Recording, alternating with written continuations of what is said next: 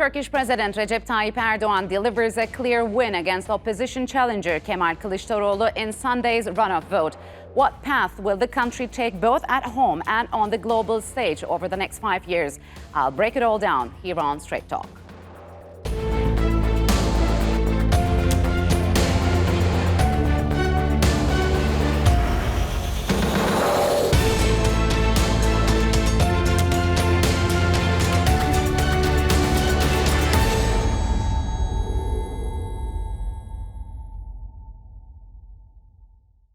Hello and welcome to Straight Talk. I'm Ayşe Süberker. 85 million people have won. That's how Turkish President Recep Tayyip Erdogan described his election victory.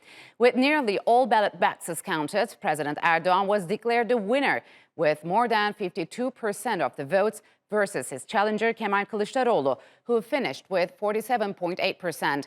Neither candidate crossed the 50% threshold in the first round of the elections on May 14th, forcing Sunday's runoff.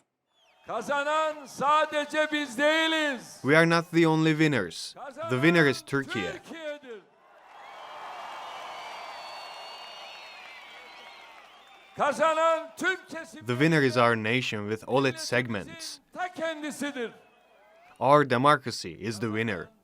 Demokrasimizdir. Hailing the whole nation as winners, President Erdogan said it was time to unite the country to pursue national goals, including repairing the destruction caused by the February 6 earthquakes.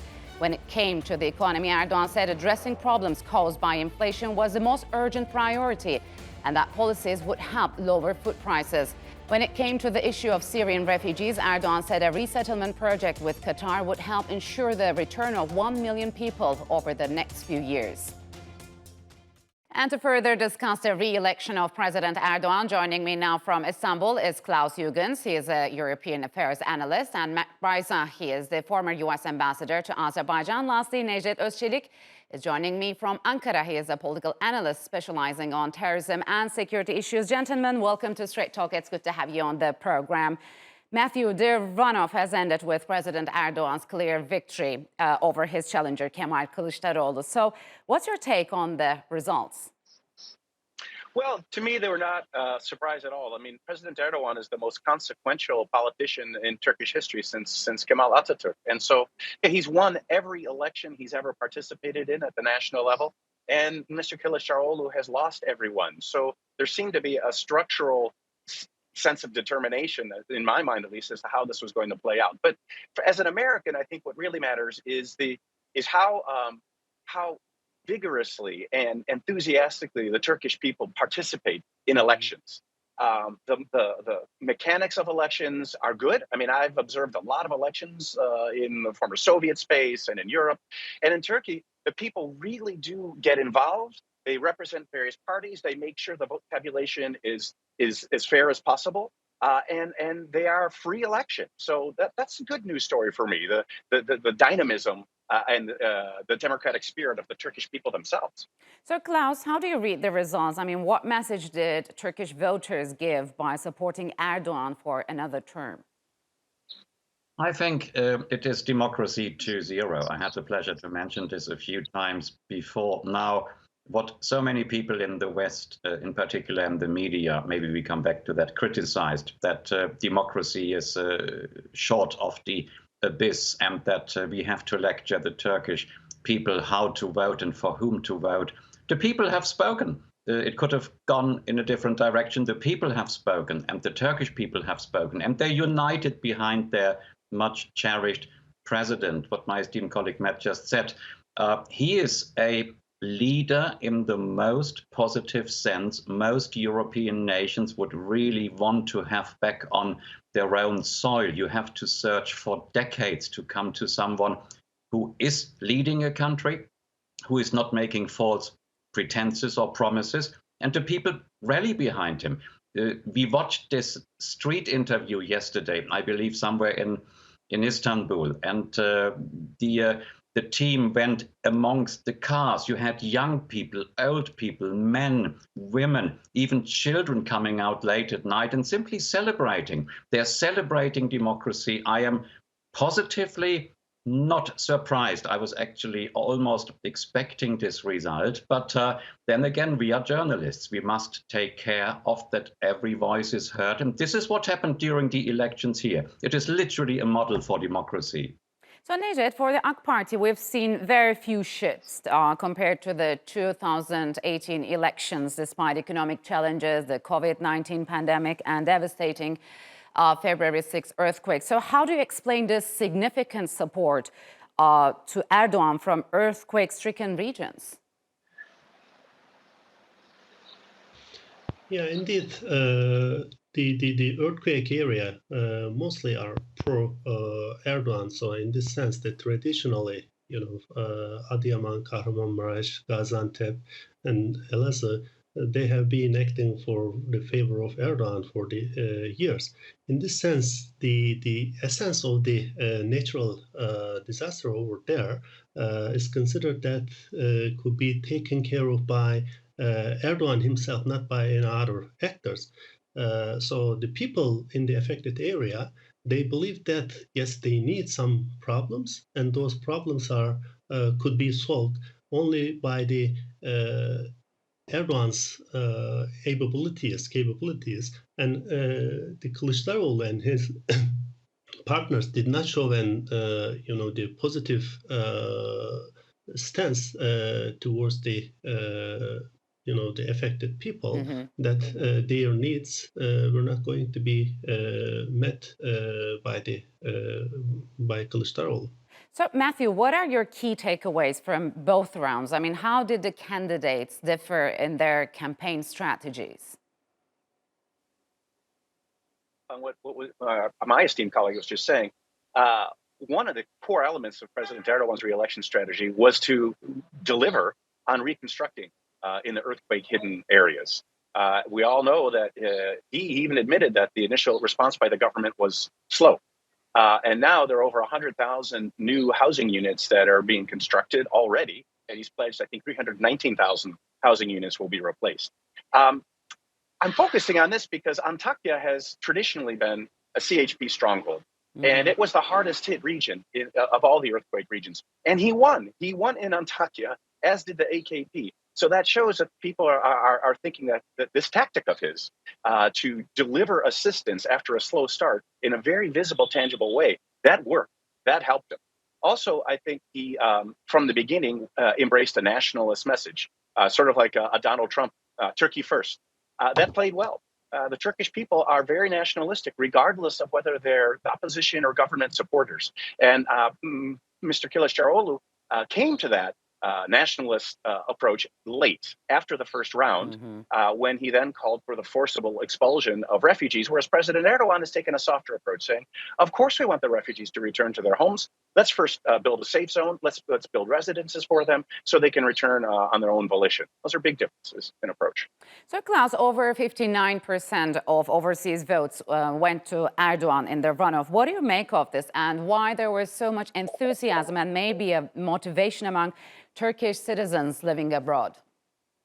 It's a very good point, Ayşe. Hanem, thank you. Now, this morning I checked comments by Cem Özdemir. Of course, he is known in Turkey and known in Germany. And he was, like mostly, complaining about basically belittling the Turkish diaspora, which I always refer to as a community, by voting for someone who is risking democracy and all will go down the drains. And as if the people who live in Germany, for example, have no brains themselves. Sorry to be so outspoken this weekend, literally belittling the people of Turkish descent, third, second generation. Now, these comments only led to one result. The people voted even more for Recep Tayyip Erdogan because they realized this is someone who can deliver, and we don't want to fall into the trap to vote for someone who perhaps is siding with terrorists camouflaging as freedom fighters via the back door. Again, I'm very outspoken about it. I'm sorry this time. But I think Austria is a good example. If I'm not wrong, the figures came in this morning early, I think 75% of community voters there decided to opt for Recep Tayyip Erdogan. and not buying into any of the Western media, what they hoped for, trying to tell them, you have to vote for the opposition, you must vote for the opposition, your democracy at risk, which is it not. And one of the most silliest comments I heard, what do you expect voting for Erdogan? Will he change your life in Austria or Germany? This underlines this highly bizarre, unsuccessful campaign by media, by a number of politicians and public figures. I am not surprised, again, that the Turkish community actually in a vast majority, and over 50% is a democratic majority, and as I've said in Austria, almost 75%, last digits coming in. I think this shows that even if you live outside of Turkey, you understand the reform process in the last 20 years. You understand this modernization process. You have children, you have family. We have big families in Turkey. It's a different system from most European countries. And they voted accordingly. So, Necdet, would you agree with Klaus? I mean, which strategy has been more effective in President Erdogan's campaign? And where does the government's security-oriented policies stand when it comes to the Turkish voters' behavior? Yeah, definitely. The security policy has played an important role for Erdogan's success and win in the elections. So since 2015, Erdogan has been following a very stable security policy towards the multiple terrorist organizations. So the threat perceptions from the non-state actors, as well as some regional actors, have not been changed since then. And the Erdogan stance against and the fight against these threats have created some Turkish gravity in the security environment. In this sense, the PKK and PYD's regionalization objective in northern Iraq, in Syria and southeastern Turkey have been a grave threat for Turkish people. And Erdogan knew that and never ever just paved the way for pro-PKK political entities to take the initiative in Turkish political landscape. So this was a good point indeed. So Turkey have not only fought against the terrorists in the at the tactical level, but also fought against the PKK's ideology in the Turkish political landscapes. So this was something that Kilicdaroglu has escaped indeed or ignored. So he had convergence with the pro-PKK entities, and this was not pretty much welcome. So this was the most problematic, the point for Kilicdaroglu's failure. He indeed tried to fix his, the strategy by borrowing some nationalist discourse and also just investing in the anti-immigrant sentiment. But this was not something that should have been done for Kilicdaroglu's, the supporters, and this just made some repercussions for his loss as well. Yes. So indeed, Erdogan himself also utilized the Kilicdaroglu's, the inability of dealing with the serious security threats as well. So, Matthew, moving forward, how will Erdogan's re-election define Turkey's relations with the world? Do you expect any dramatic changes? No, I mean, as we say in American English, if it's not broken, don't fix it. President Erdogan must be thinking that he's giving the people what they want. And so I would have imagined there wouldn't have been big changes in Turkey's foreign policy, even if Kilicdaroglu had won. There are structural reasons beneath the surface why Turkey is both supporting Ukraine so strongly, both in terms of military technology and diplomatically condemning Russia's invasion, while at the same time keeping the communications channel open to Moscow. I think Kilicdaroglu would have tried to do that. The question would be, would he have had the skill to do it? I think we would have seen, no matter what, improvement in relations with Washington, with the F-16 deal, I'm sure going to go through soon. And then we would have seen the continuation, and we will see the continuation of Turkey's attempts to normalize relations with Saudi Arabia, with Egypt, with UAE, and with Israel, and even with Armenia. And that's a big story because Azerbaijan and Armenia might be close to reaching a peace agreement to settle the Karabakh conflict once and for all. And when that happens, I think Azerbaijan will be very supportive of Turkey and Armenia normalizing relations. So, Klaus, most of the Western leaders expressed their readiness to continue to move forward with Turkey. So how will Turkey's relations with the West, especially with the European Union, be shaped in the long run?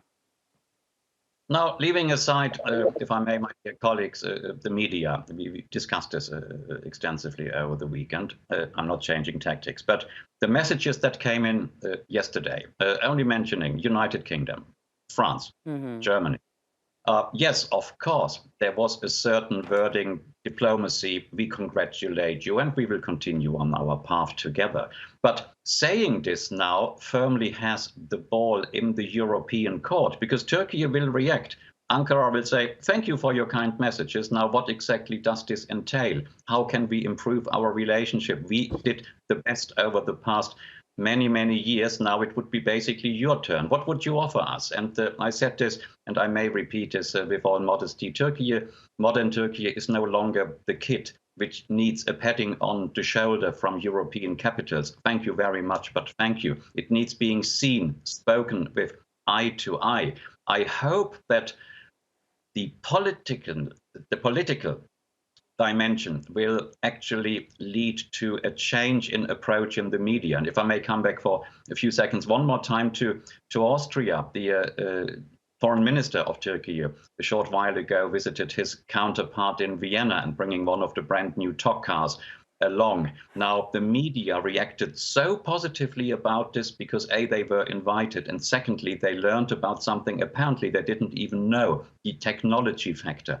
There is so much scope for widening the cooperation if European capitals and leaders only take a step back, take a deep breath and say, hello, maybe we were not proactively enough. Now is the time, if ever, to do it. So I'm more optimistic initially about the political classes, secondly about the media that should follow, and definitely business and trade and civil society would be in the lead. So Necdet, during his address to thousands of his supporters outside the presidential complex in Ankara, President Erdogan talked about the resettlement project with Qatar that would help ensure the return of 1 million refugees over the next few years. How's that going to play out?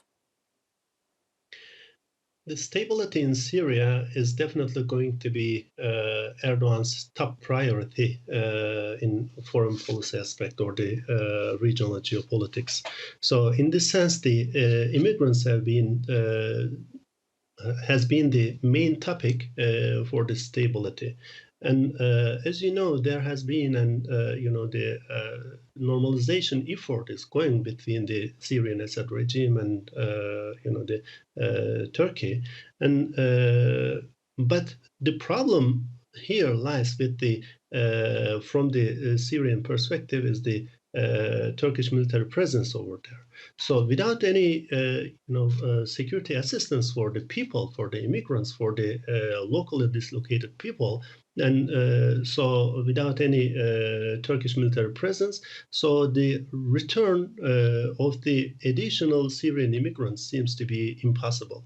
So in this sense, first of all, a security guarantee for the Syrian immigrants is needed to be settled. So this means that the Turkish military presence in northern Syria will and should continue. On the other hand, the political cost and the economic cost for their return to their home is not the only Turkey's burden. In this sense, some construction of their housing is needed, some social service areas and other facilities are needed. And probably Turkey is definitely going to push for the Gulf states and European Union as well to take the shoulder of this economic and political burden. So it will take time. Initially, Turkish government is planning to send around 1 million Syrian immigrants back to their country. But probably this will take some time, probably between 6 months to Yes. 1 year after the facilities are built in northern Syria. So, Matthew, just past week, Defense Minister Hulusi Akar said Turkey, Iran, Syria, and Russia will establish a joint center in northern Syria to monitor the developments in the region. Is a new page opening in the region, and is Turkey's reconciliation efforts with its neighbors likely to continue? Well, I'm certain that Turkey's efforts to reconcile with neighbors will continue, including to try to come up with political stability in Syria for all the reasons Necdet and Klaus have been discussing, to get those refugees back. And also just to reduce the level of instability along Turkey's southern border, where, as we all know, there have been all sorts of terrorist organizations operating. And, Turkey and Russia and Iran have been working together for years, for a decade almost, via the so-called Astana Forum, to, again, try to pave the way for a political transition in Syria and a ceasefire. So, yes, Turkey will continue that. But we should keep in mind that it doesn't mean that in some way that Turkey is in an alliance with Russia or Iran. On the contrary, it was, in fact, in northwest Syria, in Idlib, where first Russia and Turkey reached an agreement to protect civilians who had fled there. And then Russia was attacking them together with Assad's forces and killed, as we recall, unfortunately, 33 or so Turkish military forces. And Turkey responded with force, with military force, against the Russian forces and the Assad forces. So there, like with Ukraine, Turkey is, in Syria, Turkey is looking for a balanced approach to its diplomacy, one that puts Turkish national interests first. A lot of eyebrows are raised in Brussels and in Washington whenever Turkish leadership meets with the Russian and Iranian counterparts. But if the result of such diplomacy is going to be stability and better lives for refugees who can return to their homes, ultimately, all of Turkey's allies will be supportive. So, Klaus, give us a European perspective. How do you think Europe is viewing Turkey's goals in repatriating refugees and also maybe trying to find a common ground with Damascus? Well, I think, as Matthew just said, and my dear colleague now, ultimately, I think it was always the logic choice that people who have been displaced by war, by whatever, one day not only should go back home, but actually want to go back home once peace and stability have been achieved. And this is exactly what Turkey was saying all the way along, striving all along the way. And now, step by step, the situation is stabilizing. But I always come back to the 30 kilometers corridor, the security corridor south of the Turkey's border. The Western allies have to understand that there is still a huge terror threat. This has to go away. There should be repatriation, that citizens can return into a safe homeland if they so wish, not a forced appointment. That is the difference which makes me so angry, if I may say this. The opposition candidate wanted to do it by force. Yes. So, Necdet, we know that the US and Europe is opposed to the rehabilitation of Assad, and they don't want to host more refugees. So, do you see a common ground for reconciliation between Ankara and Damascus, and what are the main challenges here? Yeah, definitely, there is a possibility that Ankara can have a reconciliation with Syrian administration. But anyhow, first of all, the Syrian regime needs to be agreeing on a smooth political transition. So this is a must, not only for Turkey, but for Syrian opposition factions at the same time. Secondly, their grant for the security of the safe return of the immigrants back into their original homes, not only to the northern part of the Syria where the Turkish areas of operations are located. Thirdly, there should be some sort of concession between Turkey, Russia, Iran, and Syria at the same time for the future of PKK, PYD in northern Syria. So whether this is going to be eliminated or is this going to be transformed? So as long as the PYD stays there as a political and military entity over there, the Turkish question mark, not only on the United States, but for Russians, for Syria, is going to be maintaining as well. So in this sense, let's assume that the United States is going to be leaving Syria, and in post-US scenario, what will be the PYD doing over there? Yes. Having another convergence with Russians, with Syria. So this is another realm of the problem that I can say. All right, gentlemen, unfortunately, we'll have to leave it here. Thank you very much for joining me on Straight Talk. And that's all for this edition of Straight Talk with me, Ayşe Süberkaş. If you've got any comments, follow us and tweet us at Straight Talk TRT. Also, don't forget to subscribe to our YouTube channel. Until next time, take care and goodbye.